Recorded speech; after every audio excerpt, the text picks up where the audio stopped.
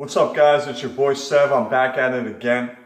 Today we're going to be previewing the upcoming Conor McGregor versus Khabib Nurmagomedov fight. Now, I'm excited about this fight. I believe it's one of the biggest fights of the year. It's possibly the biggest fight of the year for UFC. And before I get into it, I would just like to say it's a very, very good matchup between basically the best grappler slash wrestler in MMA in modern times against the best striker slash boxer in MMA. So it's a great clash of styles. You got the classic wrestler versus boxer, or slash striker. Because Conor's a good overall striker in MMA. He's not just good with his hands. But what makes this so interesting and so great is you got the best of both worlds going at it. Once again, I sound like a broken record, but you truly have the best wrestler against the best boxer. Now, leading up to this fight, I kept going back and forth. It was very difficult for me to make a pick. Extremely difficult. Some days I would lean towards Khabib. Other days I would lean towards Conor. But then I started remembering stuff. And starting realizing some things. For example, as far as Khabib, look, and by the way, Khabib is undefeated. If you guys don't know, he's undefeated. His record is something like 25-0, which, in MMA, that's amazing. That's a great accomplishment in and of itself in MMA. Because, as you guys know, in MMA, there's less matchmaking involved, usually. So in boxing, they try to build the guy up, they build his record up, and matchmaking goes a lot into developing a fighter and building his record. In MMA, it's not like that. It's different. So he was able to get to 25-0 in the UFC.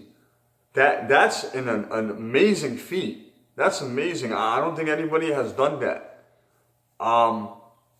To say that he's earned a title shot is, in my opinion, Khabib should have fought for the title years ago. Let's be real. He should have fought for the title years ago.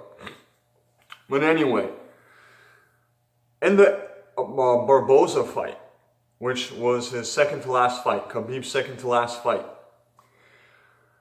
I noticed how, excuse me, I noticed how open he is when he comes forward and tries to close that distance. He doesn't really, and he's very easy to get hit, and he comes straight in. He walks straight in because he's so confident in his wrestling skills that he doesn't care about walking straight up to a person. If the person shoots, he's all for it. That's his world at the end of the day. And he's willing to take a few punches sometimes just to close that distance and get to that person. Now, his striking has improved over the years. It's not like he hasn't been improving in that department. He has been. Especially with delivering his punches. He's gotten pretty good at delivering his own punches. But as far as defense, head movement, blocking, slipping, ducking, no, it's almost non-existent. And yeah, I know you could say, well, in the Barboza fight, he didn't have any respect for him. That's bullshit. Barboza is one of the best strikers he's ever fought. If he doesn't have respect for him, he's not going to have respect for nobody. The guy just never developed sound defensive skills when it comes to standing. Okay? That's a fact. And that's a very important fact when it comes to this fight. Conor, on the other hand, people say UFC did matchmaking with him and built him up. Yeah, to a certain extent they did because they realized what they had. But at the same time, you look at his resume and the people he's beat, and, you know, it's just as good as Khabib's, if not better. I mean, he's got wins over Chad Mendes. He's got wins over Jose Aldo. He's got wins over Nate Diaz. Incredible resume. Truly incredible resume. The man's accomplished a lot in this sport. And obviously, his biggest asset is his accuracy and timing when it comes to striking. Because in the UFC and MMA in general, striking is at a very low level. Boxing specifically at an extremely low level. And Conor in MMA is basically taking advantage over guys that don't understand distance and timing and capitalizing off of it. Because Conor is fighting people that don't understand distance and timing. And that's what he's doing. He's capitalizing off of that. That's been his whole career. That's his bread and butter. If you don't understand that, then you don't understand shit. He's capitalizing off people that don't understand distance and timing when it comes to striking. Okay? And Conor is one of the best boxers I've seen in MMA.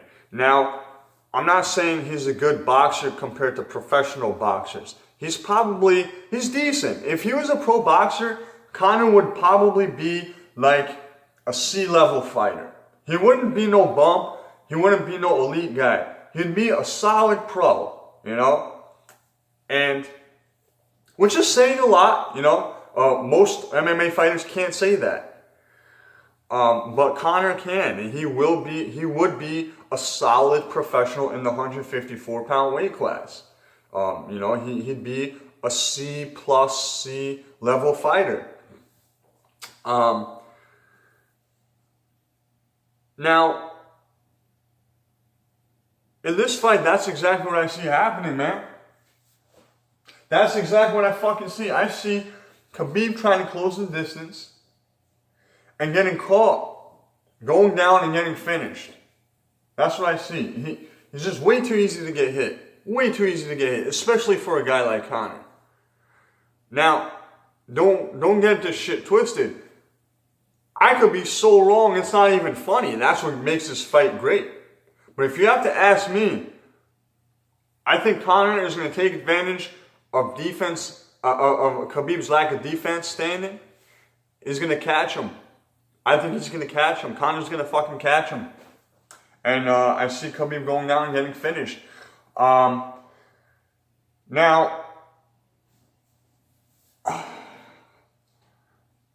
and this is the other thing. If Khabib takes Conor down, unlike most people, I don't think, you know, Conor's not as bad on the ground as most people make it seem like he is. I mean, look at the Chad Mendes fight. He got taken down multiple times, got up multiple times. You know, in the Nate Diaz fight, he was fighting at 170, which is a weight class he had never fought at before. He had a lot of extra weight on him. He fought stupid, he gassed out, and he pretty much, you know, Paulie Malignaggi is right. He pretty much did a quick job. He let himself get choked out. This is not the case right now. This is in his weight class. He's a former champion at 155. I see he could get taken down, sure, but I see him being able to deal with getting taken down a hell of a lot better than I see Khabib being able to control and handle whatever's going to be coming at him standing up. You know, I just don't see Khabib handling that, but I do see Conor handling himself getting taken down by Khabib. There's more of a chance of Conor taking care of himself on the ground than Khabib taking care of himself defensively standing up. That's another thing. So I have to give a slight edge to Conor, man. I really do. I think it's going to be knockout. I think it's going to be knockout. Slight edge to Conor, by knockout. I don't think this is going to go the distance. Stay tuned for more videos. I'm going to do a few more prediction videos within this week. So stay tuned. You can follow me on Twitter at Sev_S7. And yeah, catch you guys later.